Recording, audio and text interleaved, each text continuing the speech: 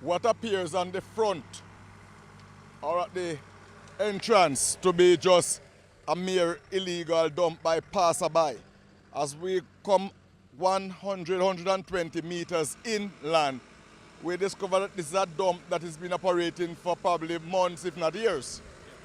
We are behind us is an overgrown area which buried under the grass is hundreds and hundreds of plastic bottles. Now, this is not domestic garbage. This has nothing to do with a solid waste truck not coming.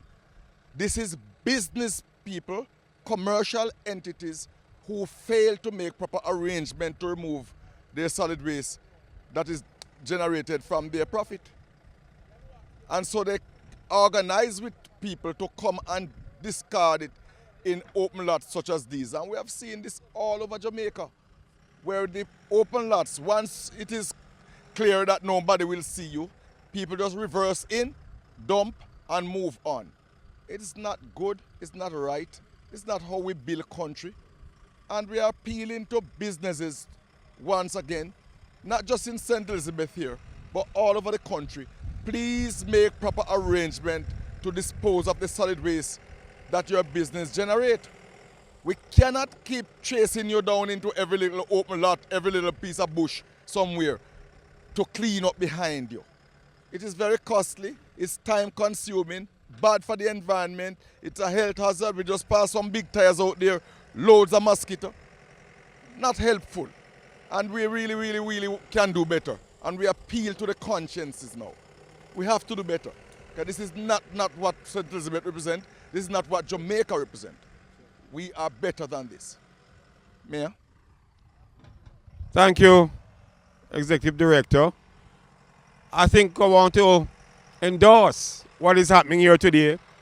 What the Executive Director for the NSWMA is doing here today is to demonstrate that it is not a matter of just giving instructions, talking, but he is going on the road, or has come on the road here in St. Elizabeth today to be a part of this effort to remove, to clean up, and to try and enhance the aesthetics of our society and our surroundings more.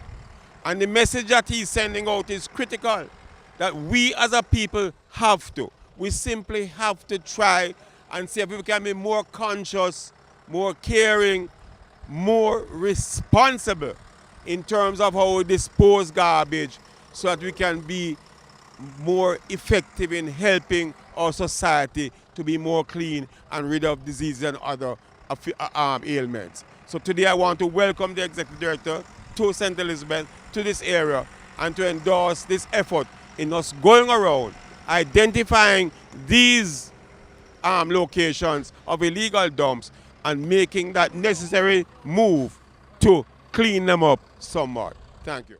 All right, so we are on the Luana main road here in St. Elizabeth, where we came expecting to probably move 2 or 3 loads of garbage from an illegal dump.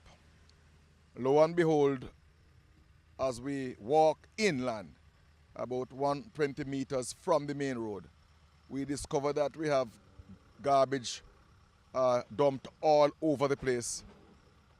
Looking at some of the heaps, could be for several months, if not years. We are going to be clearing this area. But when we clear this area, we want it to remain clear. Now, I can't put an enforcement officer to live here. I can appeal to the people around here, people who drive by. If you see anything, take a quick picture, a short video or something, send it in to us at the NSWMA. We can appeal to the political representatives, use their network to help the police the area. These operations are not pedestrian operations. These are carried out by motor vehicles, trucks, pickups. They may choose to come at night, they may choose to come whatever time of day they find convenient. But we want to catch even one and make a statement of that one. Because too much of these things is popping up all over the parish of St. Elizabeth, but also all over Jamaica. We've been encountering these kind of behavior. And as I said, it's very costly and time consuming, and it's damaging to the environment also. The amount of plastic bottles that we are seeing here, some of them with drinks that are expired. So you can clearly see that is either some wholesaler or supermarket. We were searching through. We hope that we find even one receipt or one piece of documentary evidence that can lead us back to that commercial entity. Failing that, we have to appeal to people who, if you see anything, just let us know. We cannot continue like this. I'm here today with a team from the NSWMA. My Director of Operations is here. My Regional Operations Manager for SPM is here. The Mayor for Black River is here. We have the Public Cleansing Manager. We have the Zonal Monitor. And we are out here as family of the NSWMA, and more importantly, as part of the Jamaican family who want a clean Jamaica. We want people to join us in that crusade to help to clean up Jamaica. But how can we achieve a clean Jamaica when we are out here encountering bone skeleton from animals? We are encountering all sorts of construction material, old toilet bowl, old fridge, old expired juices. I mean, how can we do this? Were you surprised when you come and see the amount of garbage? I'm pleasantly surprised, because I really come to see, expecting to see probably 2 or 3 loads, because we were just looking at what we see on the front when we pass by. We didn't know that when you come inland you would have encountered this.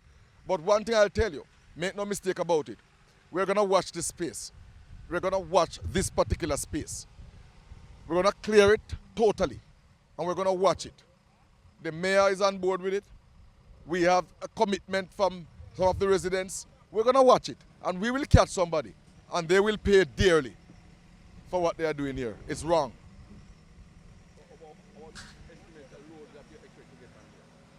What we see, based on what we see just far, we'll be surprised if we don't end up with about 20-25 loads from this spot. And you have been doing cleanup in these areas for some time, so this is a reoccurrence. In part, it's a reoccurrence, but what happens is when we come to clean, we would have cleaned what we see on the front. Today, we decided to do a little trek inland, and this is what we encounter. You know, and so I just want to also make an appeal to people who have animals. When you have an animal, this morning on the Clarendon by main road, we saw a huge cow that died. Now, I know that cow had an owner. So the cow died on the roadway and was left there to swell and then burst and then create all sorts of bad stench and thing for the traveling public and the pedestrian public. That's unacceptable. If you have an animal and for whatever reason the animal is killed or died, contact us. We'll make the necessary arrangement to move it from the main. If it's on your property and so on, dispose of it in a responsible way. Don't just leave it. Because we also have a duty to protect Jamaica's beauty, to protect the environment. And we can't be just concerned about it when things are going well. But when things are not going well, we have a duty also to make sure that we treat the environment with some respect. My name is Michelle Foster-Vassel. I am Zonal Monitor for St. Elizabeth. So what are some of the problems you have in this area? This area is covered by you. Yes, I am the supervisor for this area. But from time to time we find what we call mini dumps. Some we just identified and some we call reoccurring because we identified them a long time, but they keeps coming back.